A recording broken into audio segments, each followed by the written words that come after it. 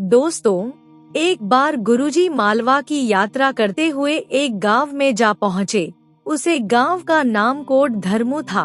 वहां पहुंचकर गुरुजी ने एक अच्छी सी जगह देखकर अपना डेरा लगा लिया। जब सूरज अस्त हो गया और चारों तरफ अंधेरा छाने लगा तो गुरुजी के साथ जितने भी सेवक आए थे वो सारा दिन सफर करके थक गए थे, इसलिए खाना खाते ही उन्हें नींद आ गई और वो गहरी नींद में सो गए। उनके सोने के बाद दो चोर वहां आए जो बहुत दिनों से गुरुजी का पीछा कर रहे थे। उन दोनों चोरों में से एक चोर हिंदू था और दूसरा मुसलमान। वो दोनों चोर गुरुजी का घोड़ा चुराने के चक्कर में थे। वो दोनों चोर डेरे के आसपास बैठे हुए मौके का इंतजार कर रहे थे कि कैसे गुरुजी के घोड़े को चुराया जाए। जब आधी रात का समय हुआ तो उन लोगों ने देखा कि एक भयानक शेर गुरुजी के डेरे की तरफ आ रहा है। शेर ने डेरे के पास आकर नमस्कार किया और फिर डेरे के चारों तरफ चक्कर लगाए और फिर गुरुजी को प्रणाम करके जंगल में चला गया। उन दोनों चोरों ने उस शेर को देखा। तब मुस्लिम चोर ने कहा, मुझे लगता है कि ये महात्मा बहुत पहुँचे हुए कोई उच्च कोटि के साधु लगते हैं, जिनके पास शेर भी खुद चलकर आया और गुरुजी को नमस्कार किया और फिर डेरे की परिक्रमा करके वापस जंगल में चला गया। मैं तो इनके यहाँ कोई चोरी नहीं करूँगा। मैं तो खुद इस स्थान को हाथ जोड़कर प्रणाम करता हूँ। अगर तू भी अपना भला चाहता है तो यहाँ से अभी निकल चल, हम कहीं और जाकर चोरी करते हैं। मुस्लिम चोर की बात सुनकर हिंदू चोर ने कहा, तू फालतू में क्यों अपने मन में भ्रम पाल रहा है? किसी को क्या पता कि शेर यहाँ पर क्यों आया था? और शेर आने में तुमने ऐसी कौन सी बड़ी करामात देख ली है जो इतना घबरा रहे हैं? हम दोनों बहुत दिनों से साथ में घूम रहे हैं, हर जगह मिलकर चोरी भी करते हैं और आज तो मौका भी बहुत अच्छा है। आसमान में घने बादल हैं। हमारे लिए ये चोरी करने का सुनहरा मौका है। तू अपने मन में कोई संदेह मत रख। हम दोनों यहाँ से कीमती घोड़े को चुरा कर जाएंगे, जिनकी हमें बाजार में अच्छी कीमत मिलेगी। अगर मैं एक बार घोड़े पर बैठ गया तो घोड़ा कभी वापस नहीं करूँगा। मैं बहुत अच्छा घुड़सवार हूँ। मैं बहुत तेज घोड़ा भगाता हूँ और घोड़े को लेकर यहाँ से दूर भाग जाऊंगा।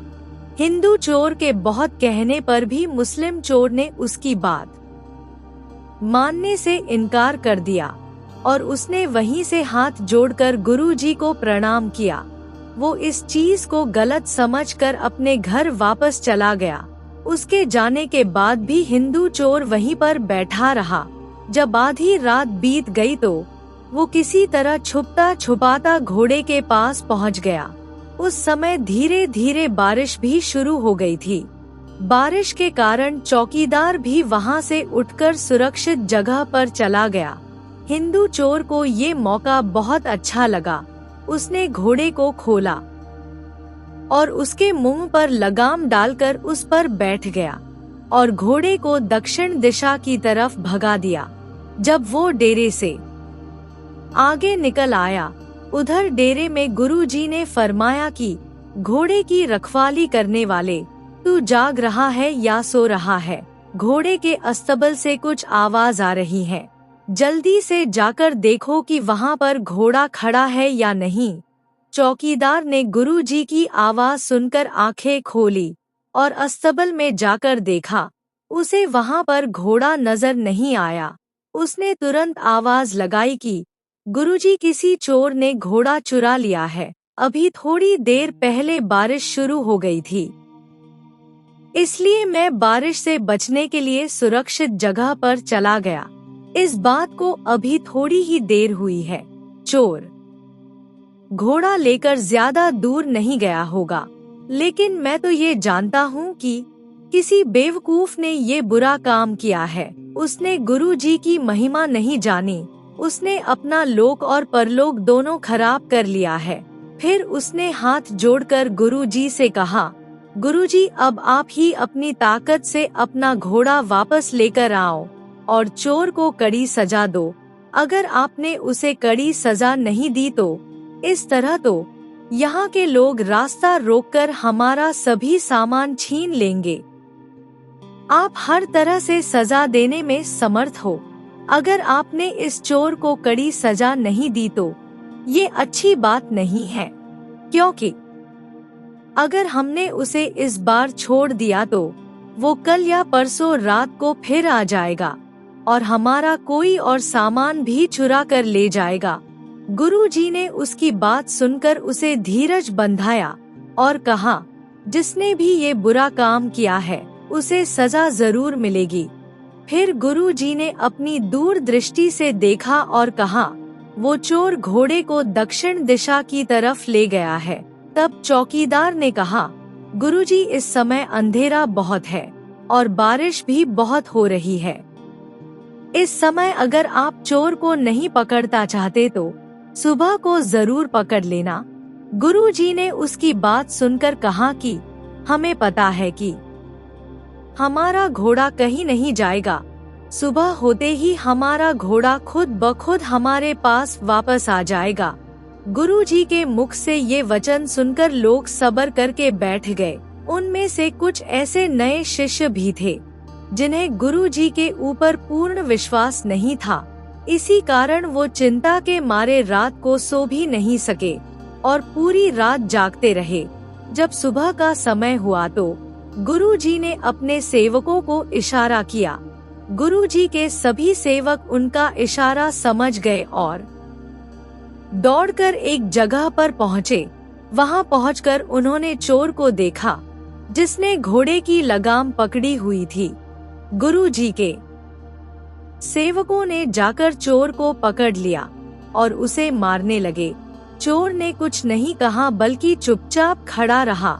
सेवक चोर को घोड़े समेत पकड़कर गुरुजी के पास ले आए और गुरुजी के सामने पेश किया और कहा, गुरुजी, ये आधा कोस दूरी पर घोड़े के साथ खड़ा हुआ था।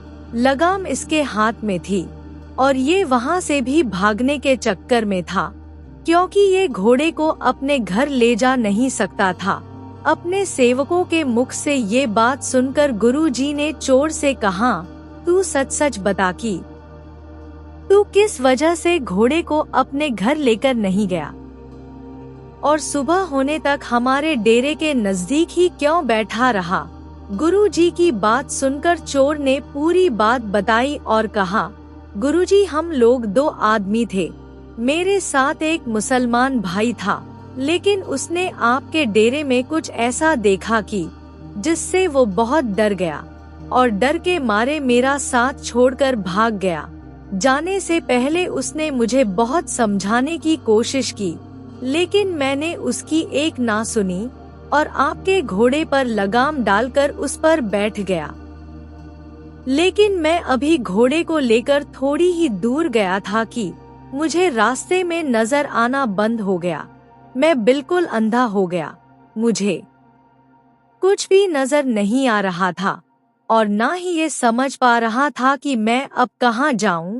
उस समय मुझे अपने साथी की बात याद आई। उसने आपके डेरे पर आपको माथा टेकते हुए शेर को देखा था।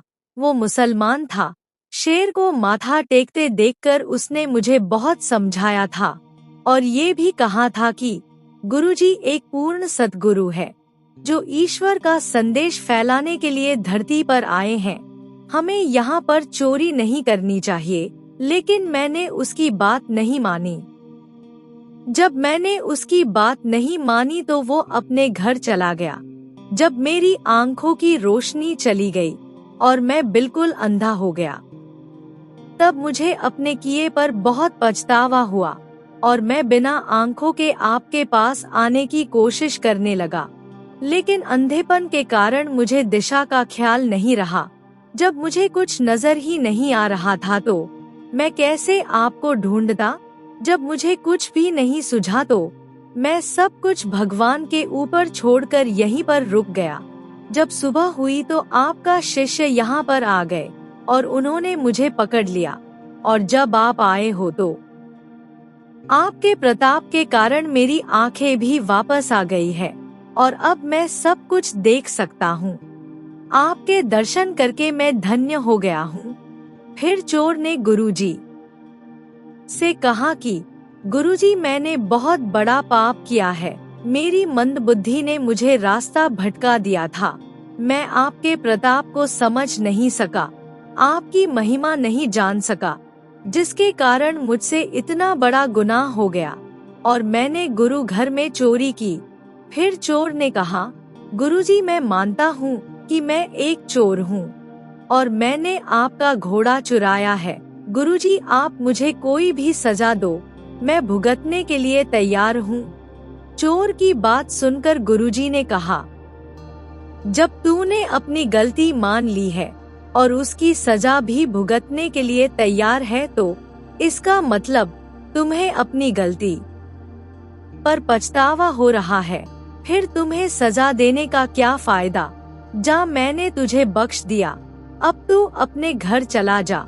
लेकिन चोर ने गुरुजी की बात सुनकर कहा, नहीं गुरुजी, आप मुझे मेरी गलती की कोई तो सजा दो। गुरुजी ने उसको बहुत मना किया, लेकिन वो चोर मानने को तैयार नहीं हुआ और यही जिद करता रहा कि गुरुजी, मुझे कोई ना कोई सजा जरूर दो। और साथ में ये भी कहा कि गुरुजी, मैंने बहुत बड़ा अपराध किया है, मैं आपका अपराधी हूँ। मेरे लिए तो मौत की सजा भी बहुत कम है। वहाँ पास में ही एक बहुत बड़ा पेड़ था। चोर उस पेड़ पर चढ़ गया और पेड़ पर चढ़कर उसने एक बहुत बड़ी टहनी को तोड़ लिया ताकि उसका आगे का सिर नुकीला रहे। फिर चोर ने उस लकड़ी के नुकीले हिस्से को अपने पेट पर टिकाया और अपने पेट पर जोर से दबाव डालने लगा। ऐसा करने से चोर का पेट पूरी तरह से फट गया। लकड़ी उसका पेट फाड़ती हुई दूसरी तरफ से निकल गई। चोर की उसी समय मृत्यु हो गई। दोस्तों, वो स्थान आज भी वहाँ पर मौजूद है जिसको लोग सूली सर कहते हैं। उस जगह पर अब गुरुद्वारा सूली साहब बना हुआ है। दोस्तों, इस दुनिया में जितने भी गुरुद्वारे हैं, सबके साथ दशम गुरुओं का कोई ना कोई इतिहास जुड़ा हुआ है। इन जगहों पर जाकर दशम गुरुओं ने कोई ना कोई चमत्कार किया है और सभी जगह की कोई ना कोई कहानी जरूर है, जिसे आज हम साखी के रूप में जानते हैं। दोस्तों, हमारी आज की साखी से ये शिक्षा मिलती है कि हमें कभी भी गलत रास्ता नहीं अपनाना चाहिए। गलत रास्ता चाहे किसी भी चीज के लिए अपनाया जाए, वो गलत ही होता है। इसलिए जीवन में कभी भी ऐसे कर्म नहीं करने चाहिए कि जिसका नतीजा बाद में हमें ही भोगना पड़े। हमें हमेशा मेहनत की कमाई करनी चाहिए, जैसा कि गुरु नानक देव जी ने भी उपदेश दिया है। हमें आज से ही ये प्रण करना चाहिए कि जीवन में सही रास्ते पर चलेंगे और सभी की मदद करेंगे। दोस्तों, गुरु जी की आज की साखी आपको कैसी लगी? कृपया कमेंट करके जरूर बताएं और वीडियो अच्छा लगा हो तो लाइक, शेयर और सब्सक्राइब करना ना भूले। वाहेगुरु जी का खालसा, वाहेगुरु जी की फतेह।